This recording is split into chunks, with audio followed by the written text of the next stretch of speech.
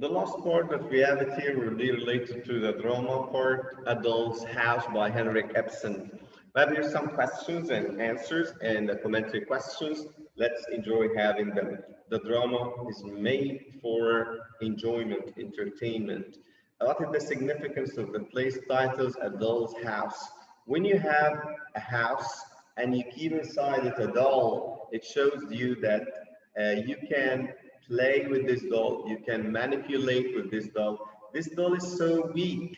Actually, the doll here, we mean by here Nora, the heroine of this play. We can say that Henrik Ibsen here was so smart when he compared the life of Nora and her house like the life of a doll in a house. So he wants to say here that Nora is like the house.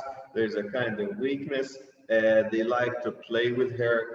She is not treated as a human being or a lady. No, she's treated like someone that the people can play with, which show that she's a childish one. And they did not let her do the things that she like and so on. And this is not fair, of course. Compare and contrast that Christine Lent to Laura Helmer. Nora Helmer. Yes. Christine Lent, the lady that was a friend for Nora before when she was young, we discovered that she got married and also Nora got married. And this one, her husband died, but this one, her husband is alive. This one, she didn't have children, but Nora, she has 3 children. Her husband, Helmer, is getting promoted in his job as a bank manager, and Christine Land is suffering to have a job to help herself, to help her family. And Nora also, we discovered a secret about her that she was working to help her husband and to help her family.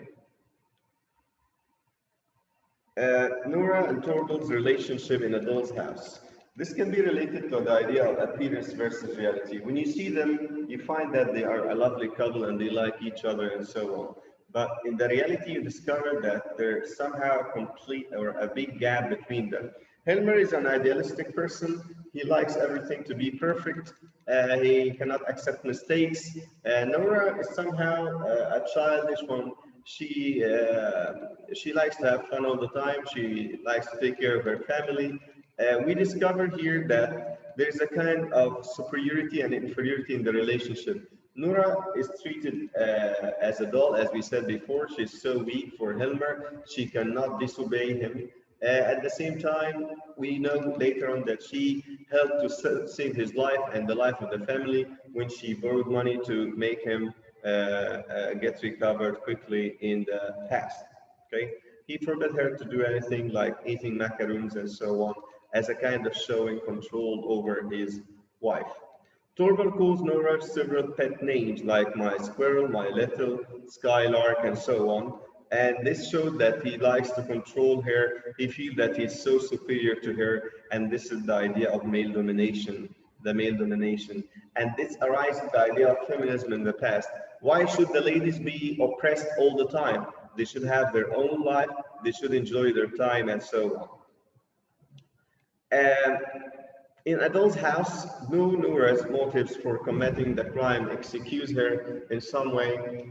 Nora committed the crime of forgery when she forged the signature of her father over the documents when she wanted to take money to help her husband Helmer when he was sick at this time. Why did she do that? Because she wanted to save her family. She wanted to save her husband. But will the people excuse her at this time? The society excuse her at this time? I think no. Okay. But actually, when she did that because she loved her husband, and that was to save her family. She was having like a heavy burden at this time. She was a victim of the conditions that they could not afford the money at this time.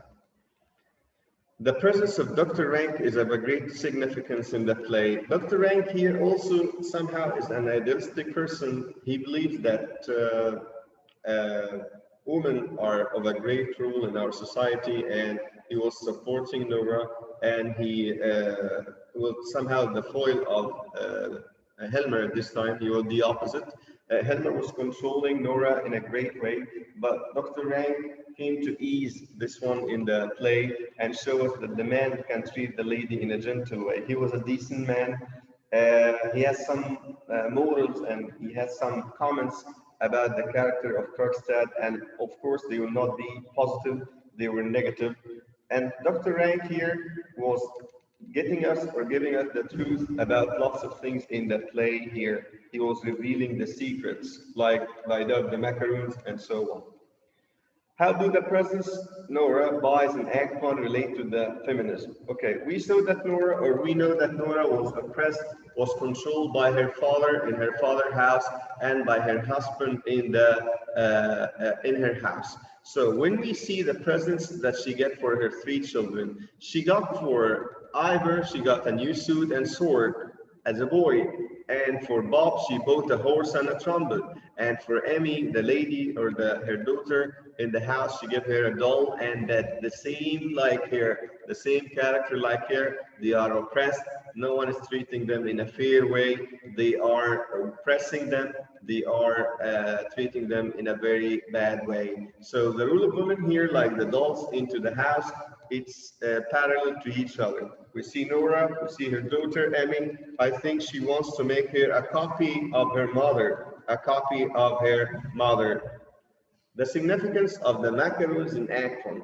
The idea of appearance versus reality, as we mentioned before. The macaroons, when she was eating them, she did not tell her husband Hilmer because he would be angry. She hid this fact about him, but she only showed it to Dr. Rank and to Christine Lynn. She wanted to say that I have my own character, I have my own charisma, but we feel that she's hiding this one from her husband. Like hide the Christmas tree at the beginning or the opening of this play. Hide, hide, hide, hide. When she's hiding all these kind of facts, this showed the theme of appearance versus reality. The theme of appearance versus reality. How the conversation in Act 1 about the previous Christmas related to the themes in a doll's house. We talk here about, again, the idea of appearance versus reality. In the last Christmas, we can find that Helmer was somehow tired and she had to borrow money to save his life. When she borrowed the money, she had to pay them back to the creditor, the one who gave her this kind of money. And she told her husband that I'm going to stay in the room for 3 weeks to fix the Christmas tree and the presents because the cat destroyed everything. Actually, the cat did not destroy anything. She was in her room copying some sheets to get money for helping herself with paying the debt that she had for Krogstad. And at this time, we know it's related to the idea of appearance versus reality. 3 weeks, and her husband didn't know that she was working from home, copying the sheets to pay back the debt that she owed to Krogstad. The role of fathers as portrayed in a doll's house. We have here two fathers so far. We have Helmer with his children, and we have Nora's father. Both of them were treating Nora like a doll, and they were not caring that much about anything except for their social image, that their image has to be kept in a good way all the time. Okay, the idea of male domination, the idea of superiority and inferiority was very clear at this time. Why does Nora tell Christine about her secret loan in Act 1? Because she needs to be proud of something.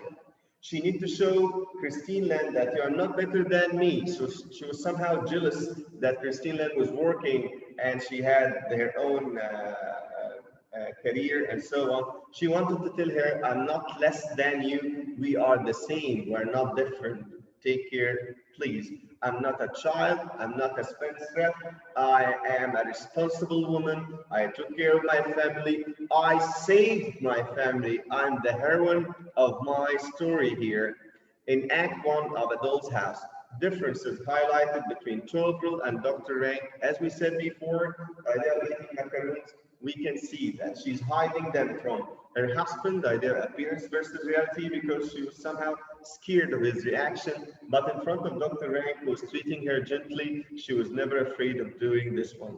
The significance of how Nora plays with her children at the end of Act 1. She was calling her children my sweet little baby doll. Why did she say that? Because she was treated also in the same way, like a doll. She was treating her children in the same way because she needed to make them also like her.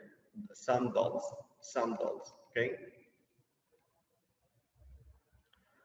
Um, and also they play the game hide and seek with her children. We can see the significance of hide, hide, hide all the time to show or to reveal that she's hiding lots of secrets in her life.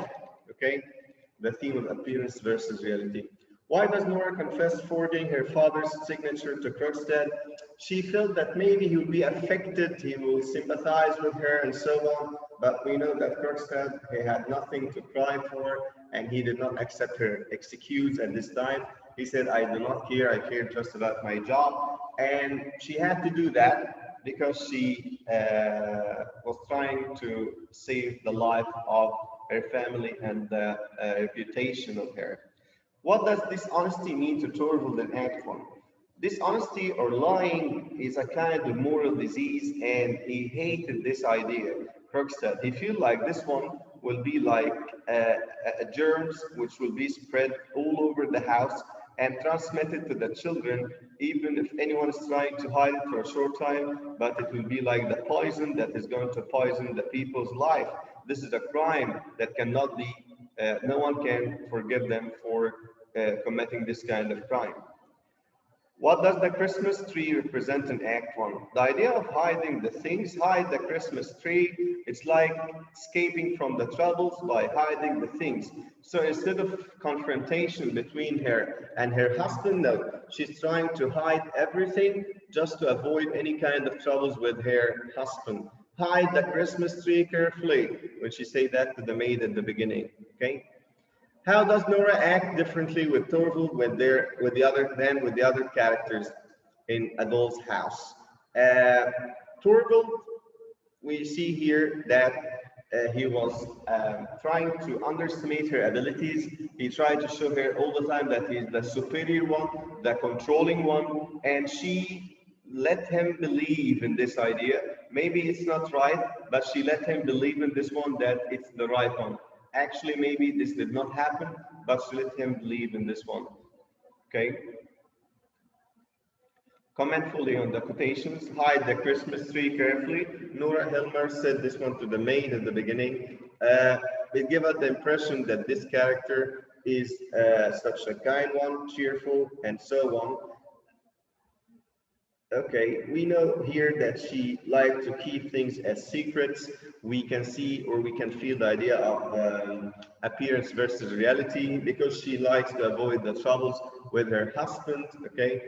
And this way will be a nice way for Nora to keep away from the troubles. She was somehow inferior when she attended or when she met her husband. Boat, did you say all these things? Has my little spendthrift been wasting all my money again? Of course, you know that this is Helmer talking to Nora, okay? And he believed that she's his own property. He's the owner of her, and she'll be wasting his money all the time, okay? And we can see here that he considers her as a spendthrift. She's helpless, she's inferior, and he's the superior one, the dominant and controlling one all over the play. There can be no freedom or beauty about a home life that depends on borrowing and debt. It's slavery, my dear. Helmer was talking to Nora that the idea of borrowing money and then waiting for them to pay them to the person, and you have lots of debts every month, and you cannot live your life normally. You cannot stay away from your work because you have to work to get the debts back. So it was a hard thing for him. It was a bad life for him, okay? But for Nora, she believed that this idea, it's okay to borrow money and to pay them back because she already did this one when she borrowed money to save his life when he was so sick at this time, and she helped him to get recovered. Many a time I was desperately tired, but all the same it was a tremendous pleasure to sit there working and earning money. It was like being a man. I was like a man at this time. We know that ladies were not allowed to work at this time, at this time in the 19th century. So when she borrowed the money, Nora Helmer, and she was talking to Christine Lynn about the enjoyment of working and getting money and so on, working and getting money and so on, this one was not a nice feeling at this time. It was not a nice feeling at this time. Okay, she proved that she was responsible to take care of the whole family, and she was over the moon that she could save the family. The idea of appearance versus reality, she did not let Hilmer know that she was working and she was having a job and she was preparing for saving her family. You couldn't know that Torvald had forbidden them. Tell you, I must tell you that he's afraid they will spoil my teeth. Okay, the speaker here. Okay, Nora said that to Mrs. Lind when Dr. Rank noticed that she had some macaroons.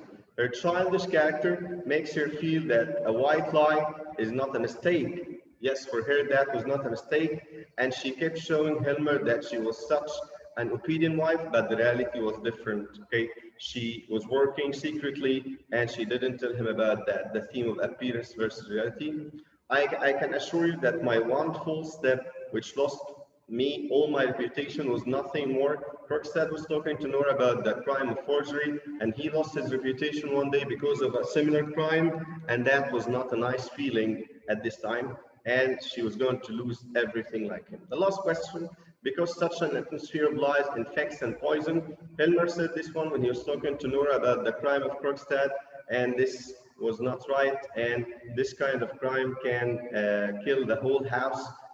For Helmer, this was not allowed.